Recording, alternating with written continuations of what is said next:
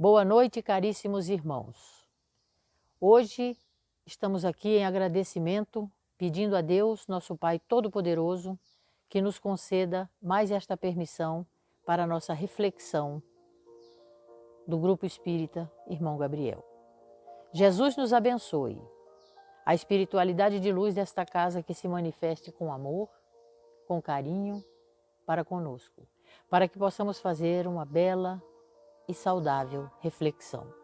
Agradeço a todos pela gentileza de estar conectado conosco.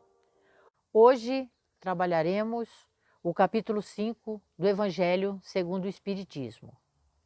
Bem-aventurados aflitos. Trataremos em especial do item 26, provas voluntárias, o verdadeiro cilício. Pergunta-se, é permitido abrandar as vossas provas? As provas têm por fim exercitar a inteligência, assim como a paciência e a resignação.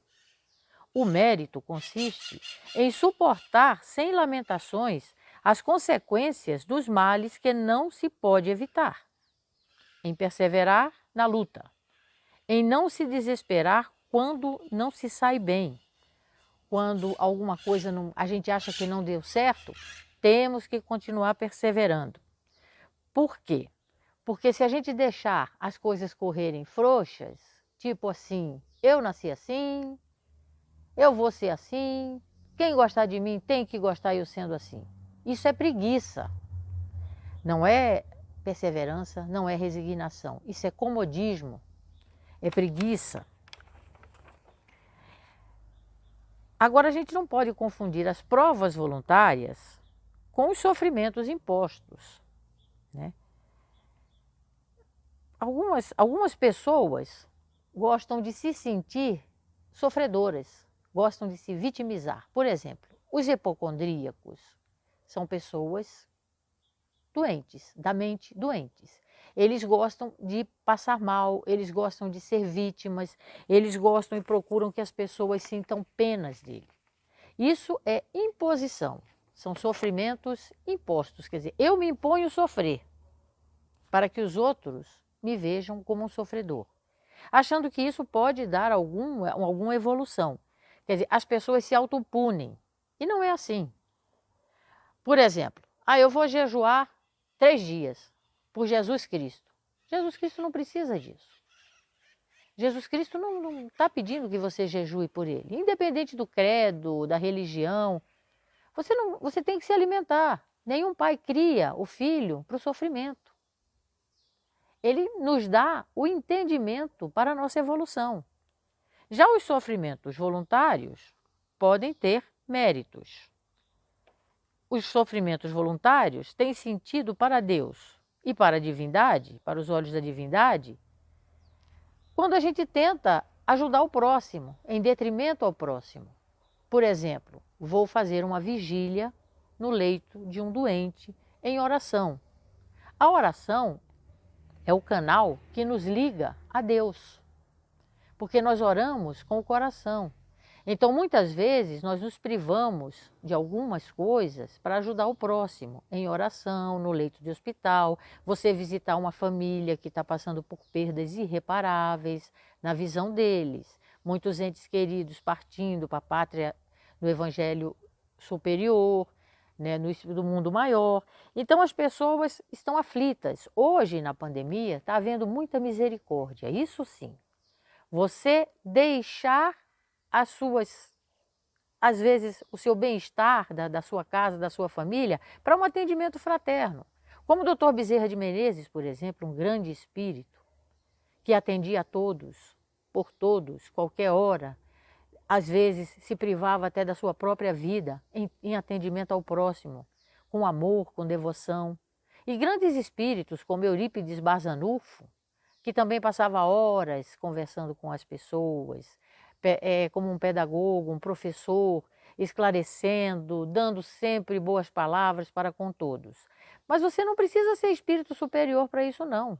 Temos aqui amigos do nosso centro mesmo, que se privam às vezes do belo conforto com a família para um atendimento fraterno, para uma conversa fraternal com o próximo, para que levar sua palavra de carinho. Às vezes, algumas pessoas precisam que nós apenas a escutemos.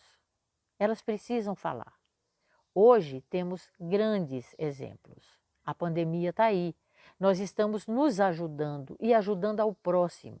Porque quando ajudamos ao próximo, além de estarmos fazendo sofrimentos voluntários, porque estamos abdicando de algumas coisas, nós estamos dando a outras pessoas um bem-estar maior. Assim, vem para nós também o bem-estar, porque também nos sentimos felizes. Quando conseguimos entender a dor do próximo e através do nosso carinho, do nosso amor, da nossa atenção, nós também conseguimos esse remédio para nós. As provas voluntárias são provas, às vezes, que nós temos que entendê-las, nós temos que compreender e ter fé. Nós nos programamos para vir para cá dependendo do nosso mérito, da nossa evolução, do que fizemos, do que fomos.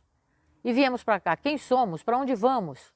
O Espiritismo é bem claro quando ele diz que nascer, viver, morrer e renascer. Essa é a lei. E assim, quando renascemos, nós viemos para corrigir o que não fizemos. Por alguns motivos, nós não fizemos. Então, vem as provas voluntárias. Às vezes você nasce sem um pé. Você não sabe o que você fez antes de vir por essa falta do pé, mas ele te dá, ao mesmo tempo, condições para que você entenda e evolua diante dessa limitação. As provas voluntárias, elas têm por bem exatamente de você exercitar não só a sua paciência, mas exercitar também a sua compreensão na fé do que foi programado para você. Aí pergunta-se, há mérito em procurar as aflições, agravando-as por provas, por meio de sofrimentos voluntários? Diremos que sim, quando o sofrimento e as privações têm por fim o bem ao próximo, porque se trata da caridade pelo sacrifício. Agora, você nunca deveria pedir agravamento de provas para o seu benefício. Isso seria um egoísmo pelo fanatismo, o que não é. Não há mérito nos olhos da divindade.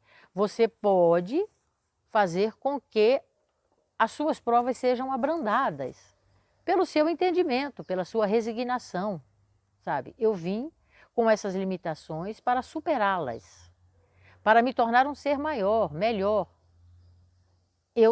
Cada um segundo as suas provas. Jesus não disse isso? Cada um pelo seu mérito. Bem-aventurados os aflitos. Quando ele disse isso, a bem-aventurança dos aflitos é exatamente a compreensão do que você veio para evoluir. Ele te dá condições de você adquirir conhecimentos para isso. Agora, você não deve ficar dizendo, tem pessoas que dizem assim, olha, eu vou fazer esse concurso, mas eu sei que eu não vou passar. Eu sei que vai ser muito disputado, tem muita gente. Eu acho que isso eu não mereço essa vaga, mas faz. E não passa, realmente não passa. Ainda justifica, viu? Eu não disse que eu não ia passar.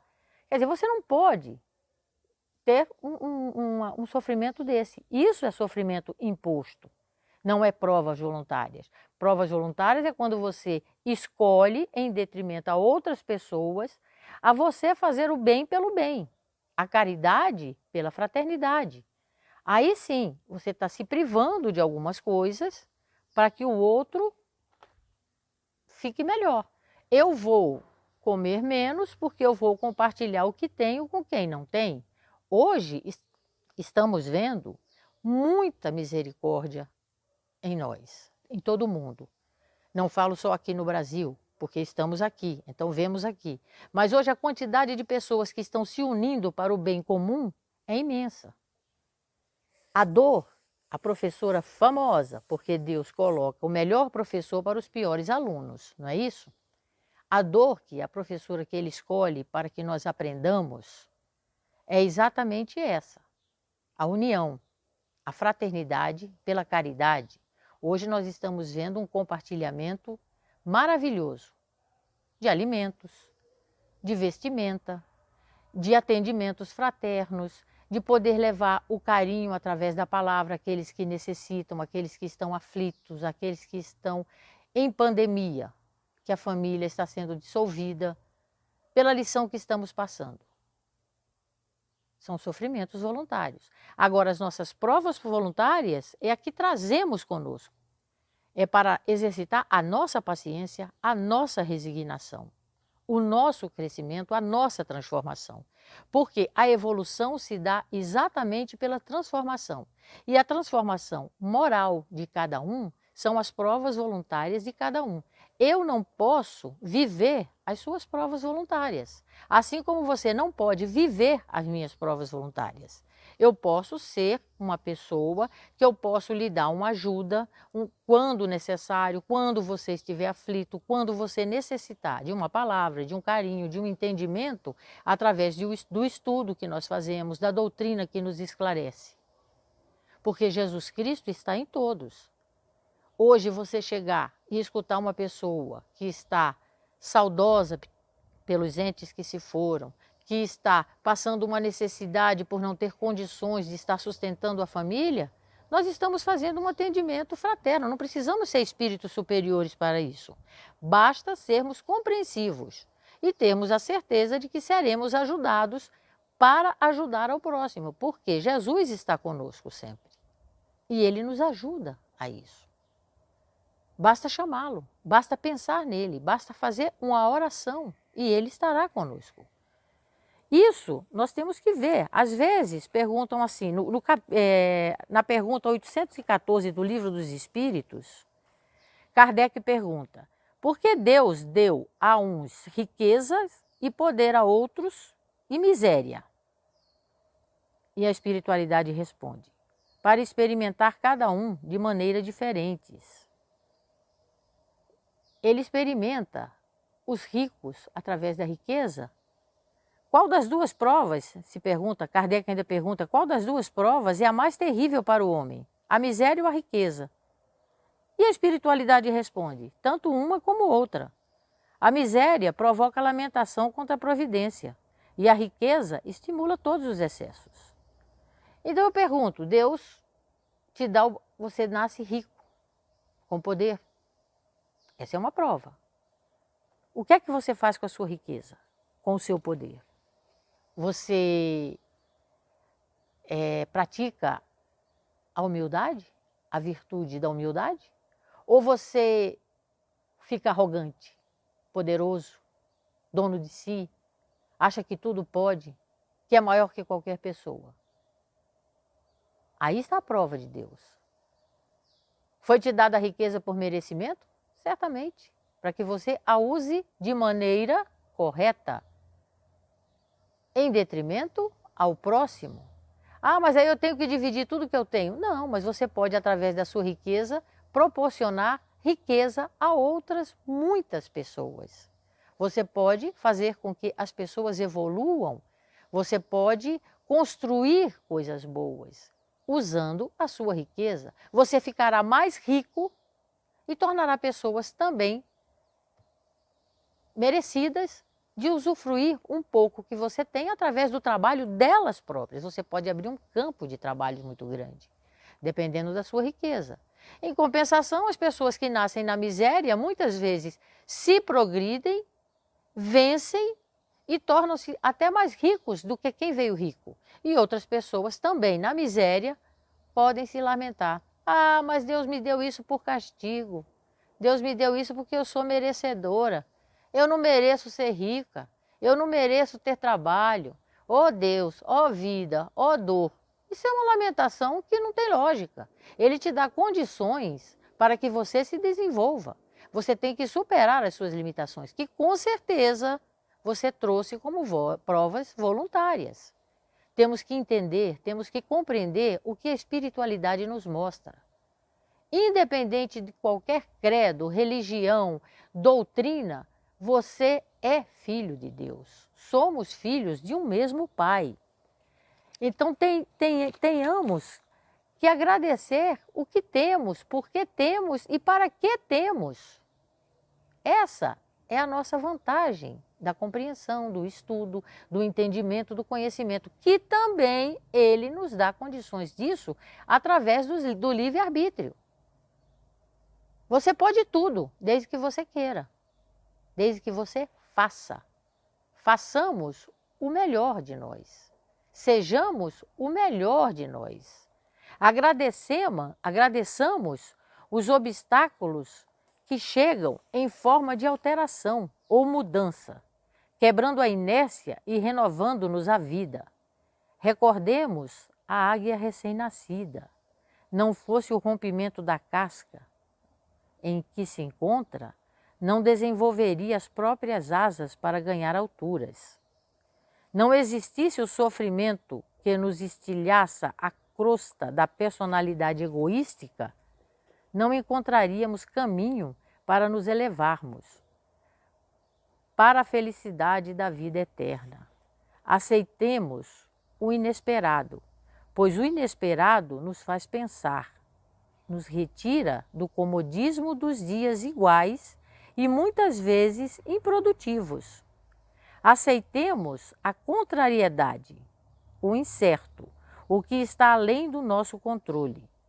Entreguemo-nos à escola bendita chamada Terra, sem expectativas exageradas, sem exigências descabidas, sem querer aventura total antes da hora.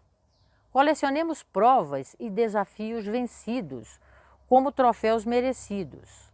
Avaliemos os anos, os meses, os dias, como quem atravessou um imenso e perigoso lodaçal. E hoje se vê do outro lado, trazendo as marcas da lama no rosto, nas mãos, nas vestes. Certamente, no entanto, a alma são as marcas da superação, da persistência, da coragem. Às vezes dizemos, ufa, sobrevivi, referindo-nos à manutenção, à sobrevivência da existência corporal. Sobreviver, todos iremos, uma vez que somos imortais. Agora, seria melhor substituir essa expressão de conquista por superei. Por isso, superamos, cresçamos, aprendamos, fechamos um ciclo, iniciemos outro e sejamos outro. Renovemo-nos, renasçamos em nós mesmos e não deixemos de brilhar. Somos deuses, somos perfeição em curso.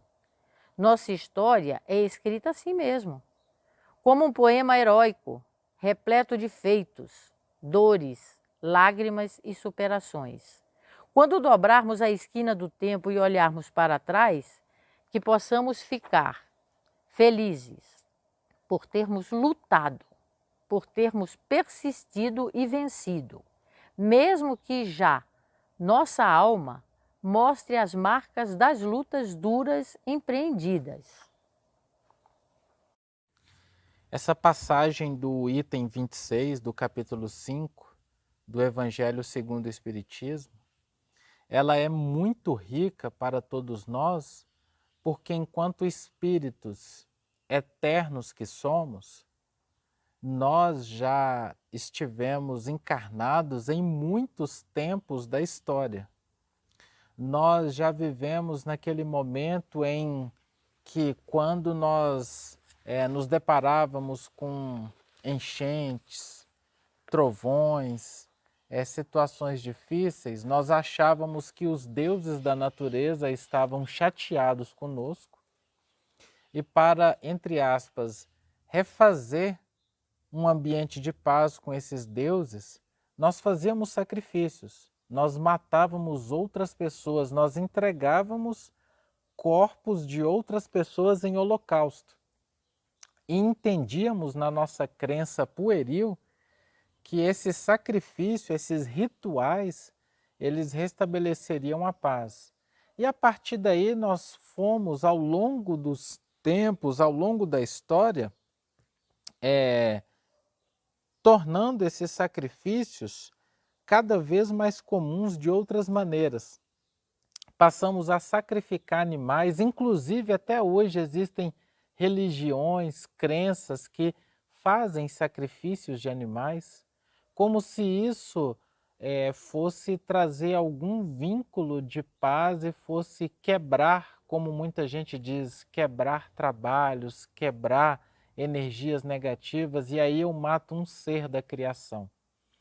Nós fomos tornando esses sacrifícios materiais cada vez mais elaborados.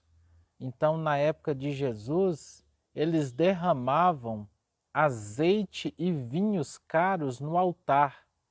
Então, o sacrifício era desses líquidos. Derramava-se perfumes caríssimos, essências. E nós passamos mais à frente começar a sacrificar o nosso dinheiro. Era preciso sacrificar do seu dinheiro para estar em paz com a divindade maior. Nós chegamos no ápice da indulgência. Chegou um momento que precisávamos sacrificar nossa inteligência. Então, os grandes espíritos enviados para nos promover evolução, como Galileu Galilei, Copérnico, foram obrigados a sacrificar os seus pontos de vista para se manter em paz com a lei, com um Deus maior.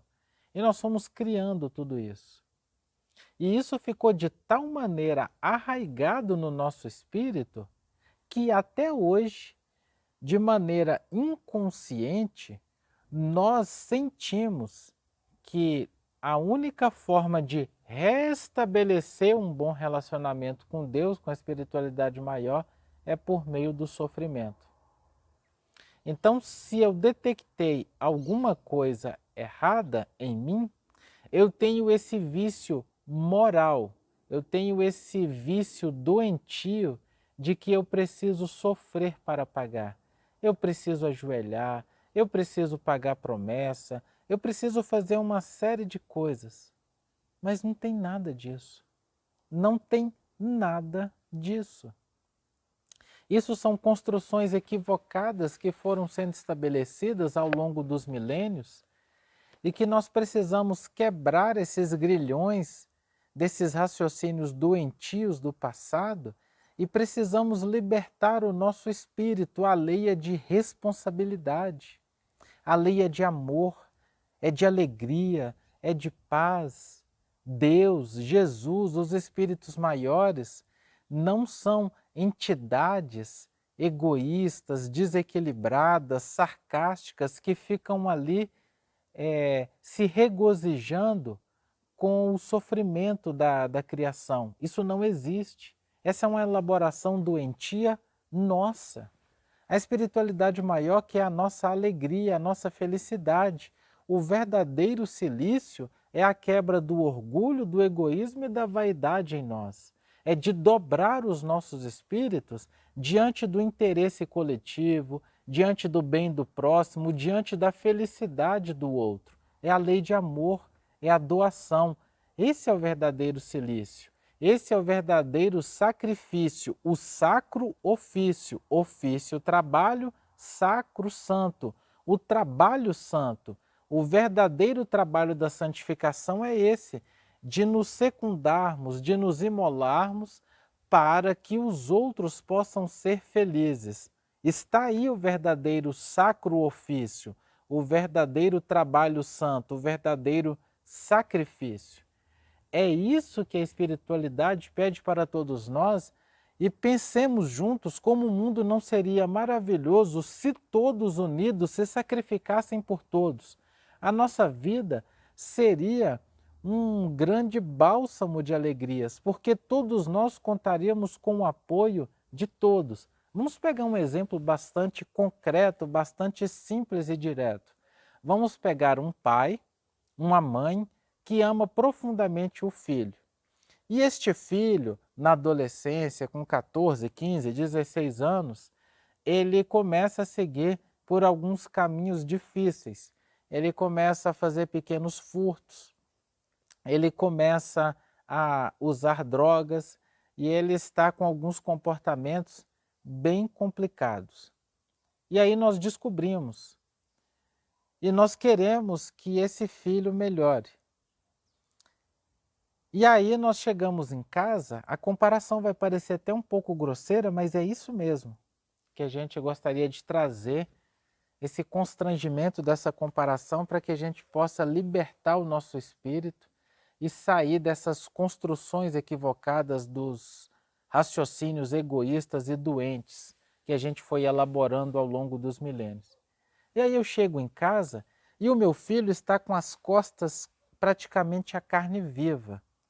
Ele descobriu que o que ele estava fazendo era errado, e aí, para consertar isso, ele começou a se auto-chicotear, se auto-punir, e ficou em carne viva, inflamações e feridas gigantescas. A gente teve que correr com ele para o hospital, porque senão ele ia morrer, tamanho eram as feridas. E depois de vários dias de antibiótico, meses de tratamento, ele estava bem. Eu pergunto, é isso que a gente quer para o nosso filho? É isso que a gente deseja? Se nós que somos ainda espíritos em evolução, que não temos 1/1000º do amor que Jesus alimenta por nós, nós não gostaríamos de ver um filho, mesmo um filho que esteja perdido no caminho dessa maneira?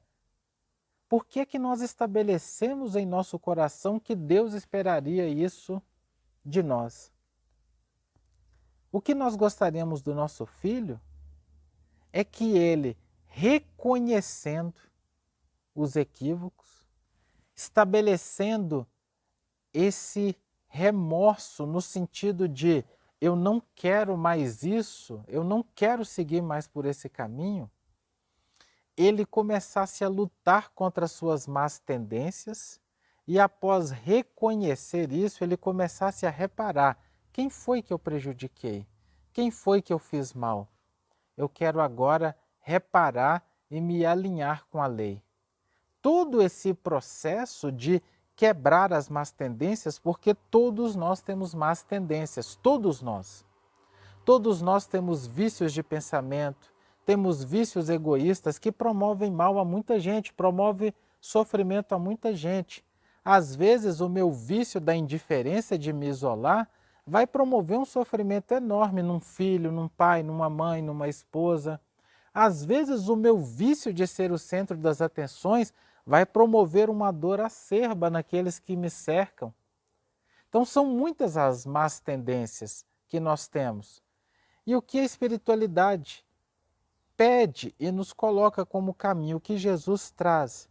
Não é necessário esse silício da carne para se refazer com a lei.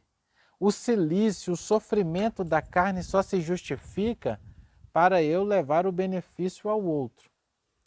O que eles pedem de nós é justamente nós dobrarmos o nosso orgulho. Então, esse filho que percebe que aquele caminho não era bom, e ali ele levanta a cabeça com alegria e começa a seguir um caminho novo, está tudo certo. Não precisa destruir o corpo físico. E nós destruímos o corpo físico na depressão, na culpa, naquelas baixas vibrações onde nós ficamos na mágoa e no ressentimento. Olha o que eu fiz, olha quem eu sou, e acabamos entrando numa grande vitimização. Vitimização é um silício, é um sacrifício que não serve de nada. Eu sei que isso é até um pouco duro nós falarmos assim, mas é a verdade. Porque a vitimização, esse ressentimento, essa prostração, que muitas vezes vira até uma depressão, é similar a nós pegarmos o chicote e ficarmos nos destruindo psicologicamente.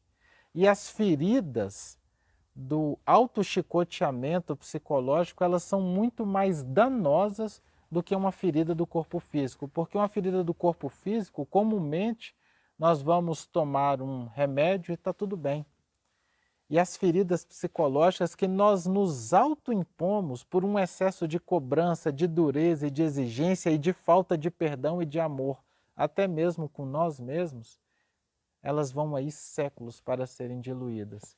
Então o caminho é esse, é do perdão, é da indulgência, é da reparação. E Jesus nos deu essa linha de ação. Filha, quando ele encontra a mulher adúltera, alguém te condenou? Ela olha ao lado e ela diz, não. E o governador espiritual do orbe complementa, nem tampouco eu te condenarei, nem tampouco eu te sacrificarei, te apedrejarei, te farei sofrer. Levanta, filha, ergue a tua cabeça, vá e não faças mais. É isso que nós te pedimos. Aprendeu com o erro, segue em frente, repara teu caminho e não faças mais.